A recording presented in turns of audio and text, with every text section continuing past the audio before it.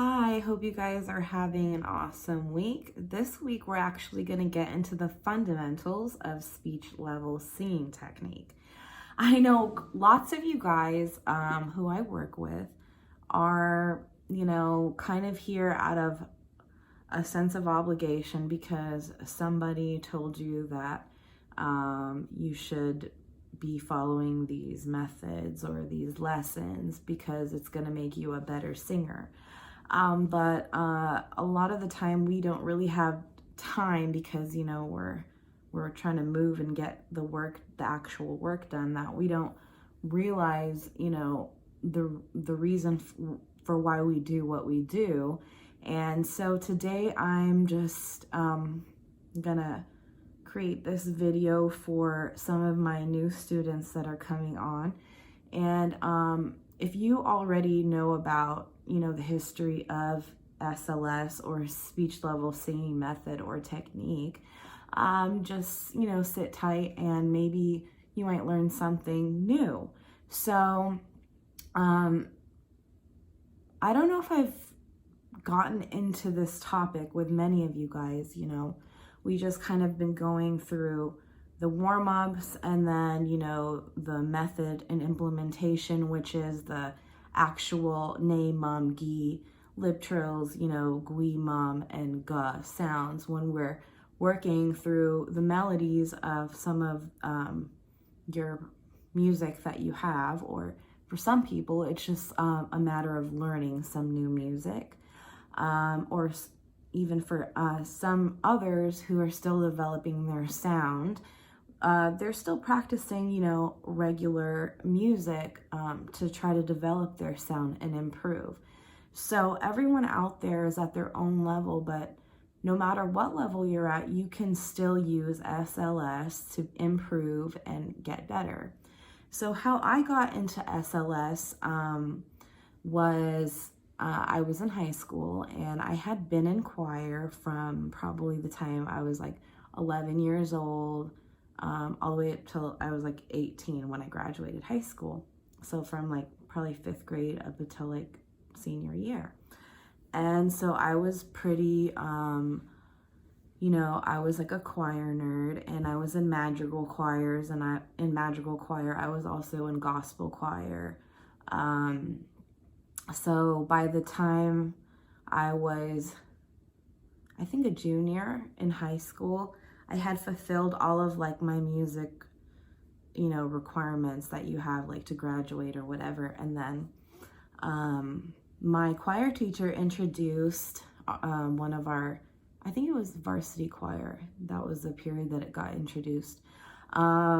He introduced us to this guy, and he was a speech level singing teacher.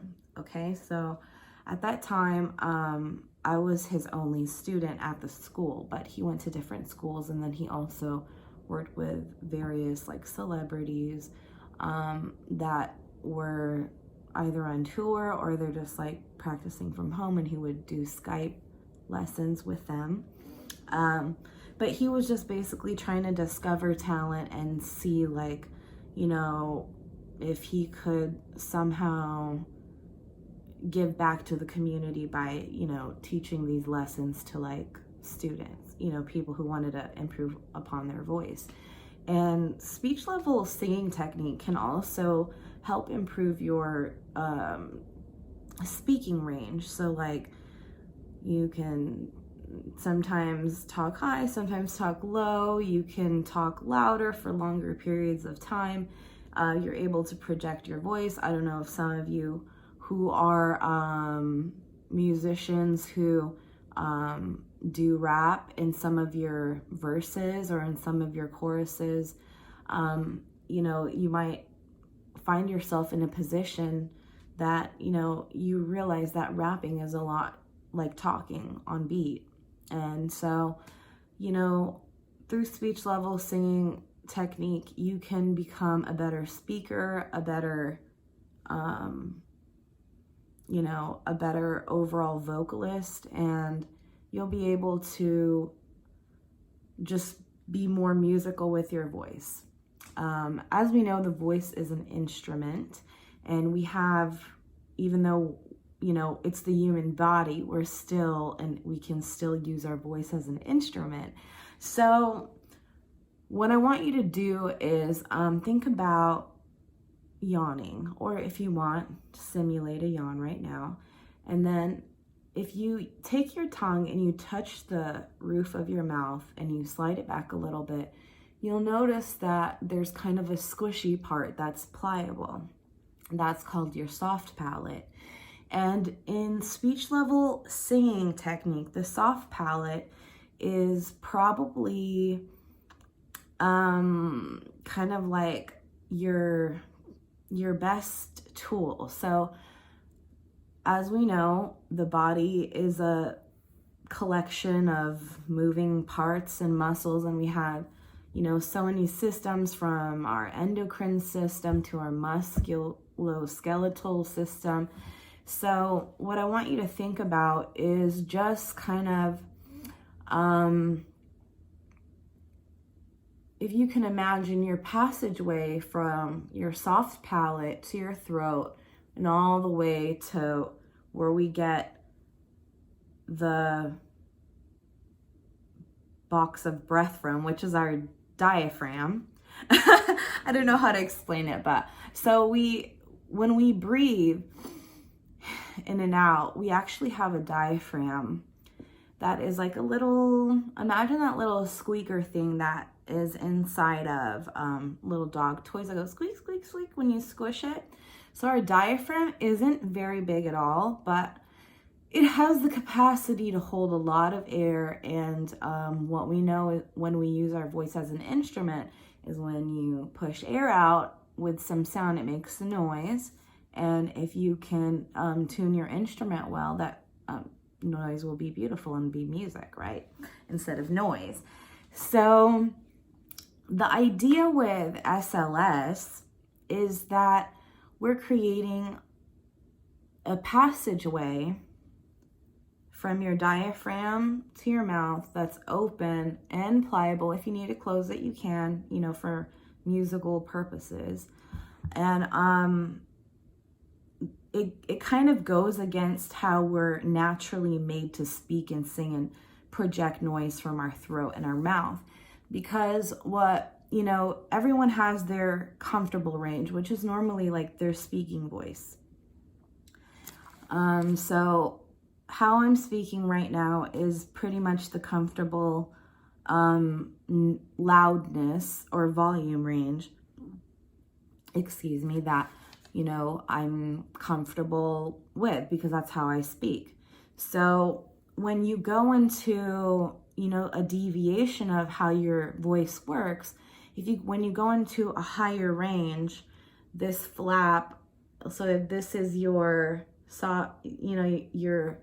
your vocal cords down here, and when you make a noise and it kind of is strained, instead of being open like this, it has a tendency to close off and squeeze. And there are many dangers in singing with a improper loud technique.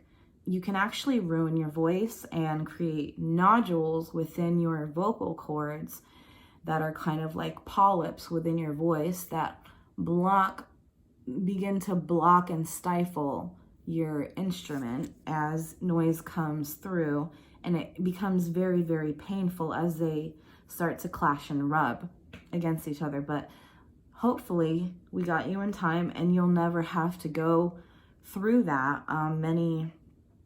Many artists who have beautiful natural talent have ruined their voices because of improper singing technique or the feel to sing loudly, which goes against, what your throat wants for itself. So that's why we implement speech level singing technique, because it's a way to protect and sustain your voice while also improving your tone and your diction. Okay, so how we implement the method is through the stretching of the soft palate. And then remember, our voice is also an instrument, it's also a tool. So as we learn new songs and do different things with our voice, it will develop a muscle memory, you know, just like an athlete. If you decided that you wanted to run a marathon and you said, well, I'm a pretty good runner. I feel like, you know, I run 30 minutes to an hour and a half a day. I should be, or maybe even every couple of days in a week, and I should be fine running a marathon. But you still have to train for the marathon. You can't just go from running a few minutes or to an hour a day to like expecting to be like, you know, having perfect time and just being, you know, having the time of your life running 26 miles from just a couple miles. You have to get to that point, right? So what a lot of people do when they have talent and they aren't trained properly is they think that an increase in volume showcases their vocal abilities. But while it can and may for certain songs and genres, it's a temporary, you know, excitable factor, and it actually can be very damaging. If your voice isn't ready to go to that place and you're making your vocal cords, you know, tighten as you force the sound out, it can just be very dangerous. So if you can practice, and I know how silly it might look, and I know how some of you are really paranoid about your self-image, but this is really for your craft. You know, if you want to be an artist, if you want to, you know, be able to tell your musical story through your artistry, you need to be able to, you know, be able to improve upon certain things. So I want you guys to practice yawning, just, you know, the sensation of yawning to stretch your soft palate. You know, if you have the burning, tingling sensation, I don't want you to push it forward. Back up on the volume, go into your head voice, and stop forcing some beautiful sound to come out your mouth 100% of the time, because it's not going to happen, you know. Every person that's great doesn't have 100% perfection even in their warm-ups. So you have to be willing to be a little bit vulnerable to be able to get to that next level. So practice, you know, the stretching of your soft palate through yawning. And, you know, I'm just here to remind you that we do what we do for a reason, and it's not to make you look silly or anything. It's really to help you. So with that being said, let's go into our lip trill pronunciation, because a lot of people aren't taking it serious. I've seen people send me back their videos doing bree, bree, bree, you know, instead of brr, brr. So let's go through, you know, our list, and I'm gonna go through with you guys once again of how we pronounce each one of our, you know, phrases. So lip trill connounce of a loose lip, of BRRH.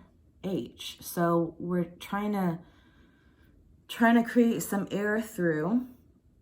So brr, brr, brr.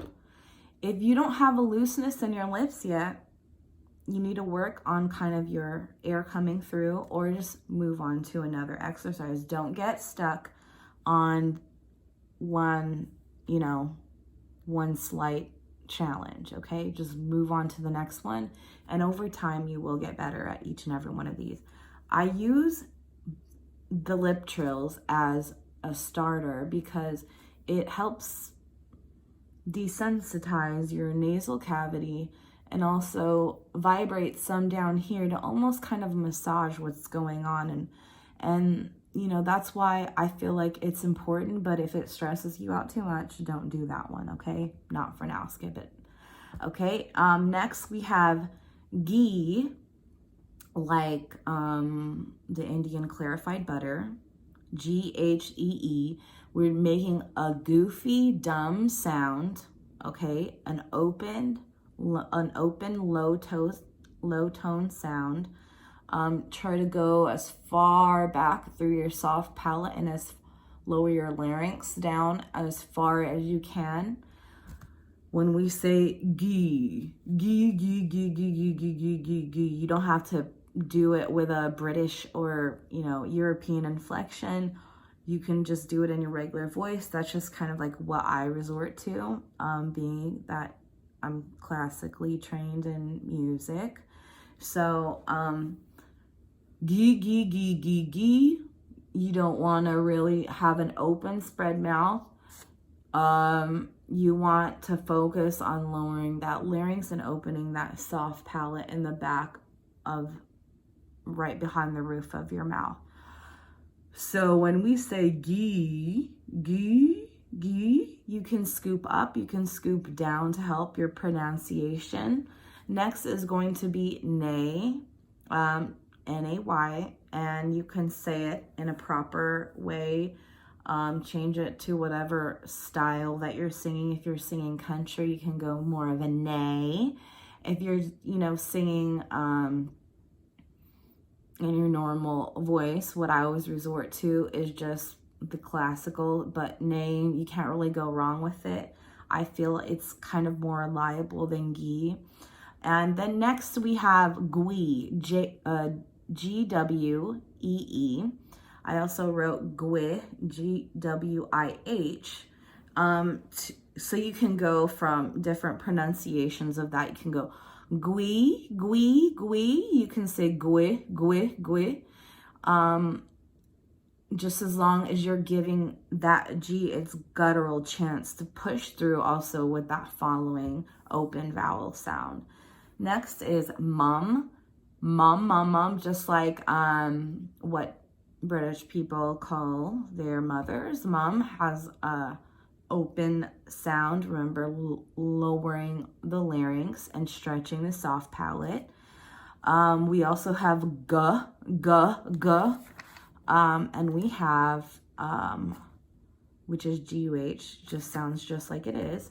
And then for extra credit, we have ang, ang, ang. It can scoop up or down.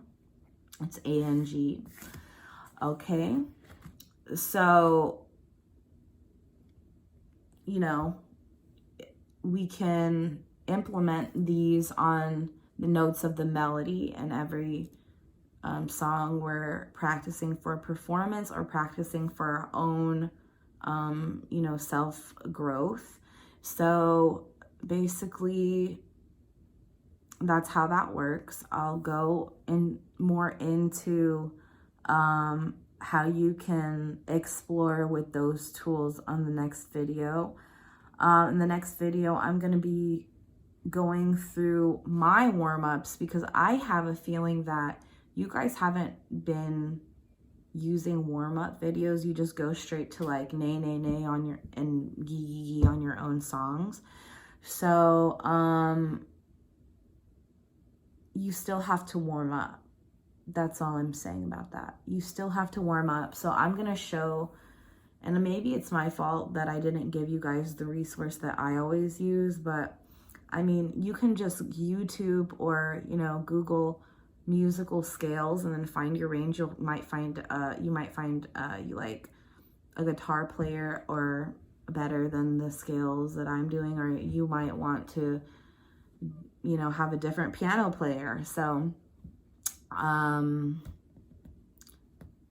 we'll go through that in the next video. But I think that's all that I wanted to go through with you guys. Oh, also proper breathing technique. I know a lot of you guys already know this, but for those of you who might not, or you just want to remember, okay? proper breathing technique when you're singing. I don't want to see any of this. There's no reason that you should honestly be doing that. You haven't run a race. You haven't, you know, done anything too physically strenuous that should make you look like you just ran from somewhere, okay? The correct way to breathe while you're singing is in through your nose, and then you want to expand your chest and your stomach equally, okay? And when the sound comes up, push your stomach in a bit, and then, you know, let nature work its course. Well, I know it's a lot. That's why we say speech level singing technique goes against kind of what your natural feeling is to make noise, you know. So it will take time for you to get used to lowering your larynx, stretching your soft palate, breathing in your nose out your mouth, and then projecting while remembering all those things. Not to mention, some of you might be performing when COVID is over. You might be having video performances, or, you know, or group meetings where you might have to present what you've been doing with yourself to your label or anything. So anyways, that's basically the fundamentals of SLS and how we pronounce the different keywords that we use.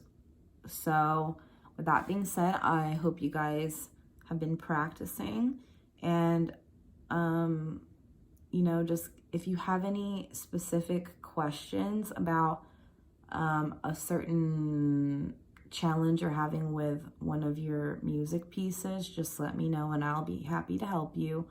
Other than that, just remember to do your warm-ups and don't be too hard on yourself. If you find you're singing in a key or a certain song or warm-up that you're practicing, or with a certain inflection, try to switch it up, and we'll get more into that in the next video. But thank you guys for watching.